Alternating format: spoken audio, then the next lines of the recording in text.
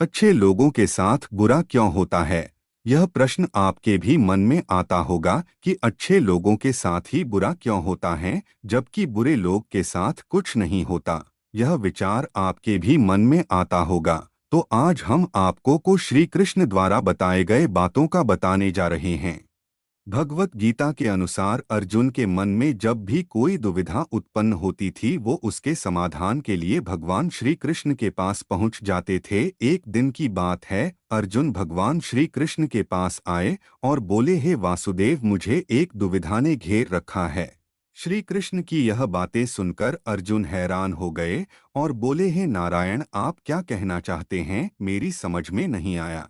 अब श्री कृष्ण बोले, अब मैं तुम्हें एक कथा सुनाता हूँ, जिसे जानने के बाद तुम समझ जाओ कि हर एक प्राणी के उसके कर्म के अनुसार ही फल मिलता है। अर्थात जो बुरा कर्म करता है उसे बुरा ही फल मिलता है, और जो अच्छा कर्म करते हैं उन्हें अच्छा ही फल मिलता है, क्योंकि अच्छे कर्म और बुरे कर्म मनुष्य पर निर्भर करता है। प्रकृति हर मनुष्य को राह चुनने का मौका देती है। श्री कृष्ण की यह बातें सुनकर अर्जुन हैरान हो गए और बोले, हे नारायण, आप क्या कहना चाहते हैं? मेरी समझ में नहीं आया। अब श्री कृष्ण बोले, अब मैं तुम्हें एक कथा सुनाता हूँ, जिसे जानने के बाद तुम समझ जाओ कि हर एक प्राणी के उसके कर्म के अनुसार ही फल मिलता है। अर्थात जो बुरा कर्म करता है उसे बुरा ही फल मिलता है, और जो अच्छा कर्म करते हैं उन्हें अच्छा ही फल मिलता है, क्योंकि अच्छे कर्म और बुरे कर्म मनुष्य पर निर्भर करता है। प्रकृति हर मनुष्य को राह चुनने का मौका देती है। अब इसका फैसला करना कि व्यक्ति किस राह पर चलना चाहता है, ये उनकी इच्छा पर निर्भर करता है। श्री कृष्ण अर्जुन को कथा सुनाते हैं। फिर कथा सुनाते हुए श्री कृष्ण बोले, बहुत समय पहले की बात है, एक नगर में दो पुरुष रहा करते थे। उनमें से एक पुरुष व्यापारी था। उनके लिए अपने जीवन में धर्म और नीति के बहुत महत्वता थी, और वह पूजा पाठ और भगवान की भक्ति में बहुत विश्वास करता था। चाहे कुछ भी हो जाए, वह मंदिर जाना नहीं भूलता था, और ना ही दान धर्म आदि किसी भी प्रकार की कर्म में कोई कमी करता था। वहीं दूसरी ओर उस नगर का दूसरा पुरुष पहले पुरुष से कर्म उनके बिल्कुल विपरीत था। वह पुरुष प्रतिदिन मंदिर तो जाया करता था, लेकिन पूजा पाठ के उद्देश्य नहीं, बल्कि मंदिर के बाहर से चप्पल एवं धन चुराने के उद्देश्य से मंदिर जाया करता था। उसे दान धर्म नीति आदि किसी से कुछ लेना देना नहीं था।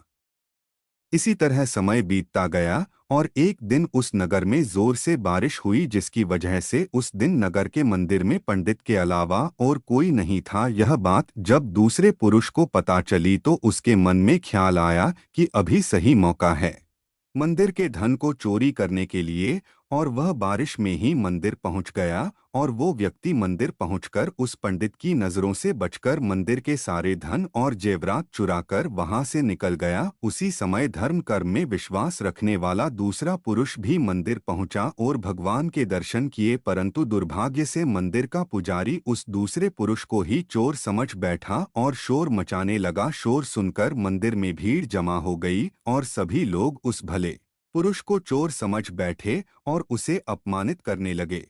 यह देखकर वह भला व्यक्ति हैरान हो गया, और उसे समझ नहीं आ रहा था कि उसके साथ क्या हो रहा है। फिर वह किसी तरह उन सब लोगों से बचकर और मंदिर से निकल गया और रास्ते से जाने लगा, लेकिन दुर्भाग्य ने उनका साथ वहां भी नहीं छोड़ा। रास्ते से जाते समय एक गाड़ी ने उस व्यक्ति को घायल कर दिया। फिर वह लंगड़ाते हुए वह पुरुष रास्ते से घर को जाने लगा। फिर रास्ते में जाते जाते उस व्यक्ति की मुलाकात वह दुष्ट व्यक्ति से हुई, जो मंदिर से धन चोरी करके जा रहा था। वह दुष्ट व्यक्ति झूमता नाचता हुआ खुशी से जा रहा था, और वह यह बोलता हुआ जा रहा था कि आज तो मेरी किस्मत ही चमक गई, एक साथ इतना सारा धन मिल गया। यह बातें उस भले आदमी ने सुन ली, और उसे हैरानी हुई, और क्रोधित होकर और घर जाकर उसने भगवान की सारी फोटो निकाल कर फेंक दी, और भगवान से नाराज होते ही अपना जीवन व्यतीत करने लगा। जब समय बीतता चला गया, उसके बाद दोनों ही पुरुषों की मृत्यु हो गई, और वे यमराज के पास पहुँचे। वह भले पुरुष के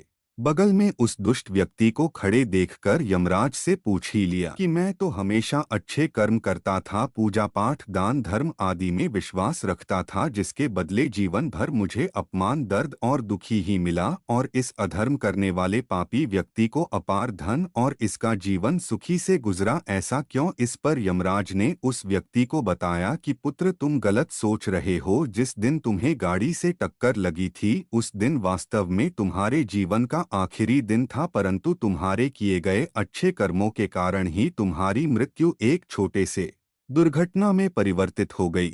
और इस दुष्ट व्यक्ति के किस्मत में राजयोग था, परंतु इसके दुष्ट कर्मों की वजह से इसका राजयोग एक छोटे मोटे धन की चोरी में ही बदल कर रह गया। श्री कृष्ण अर्जुन को एक कथा सुनाते हुए कहते हैं कि पार्थ, क्या अब तुम्हें इस प्रश्न का उत्तर मिल गया?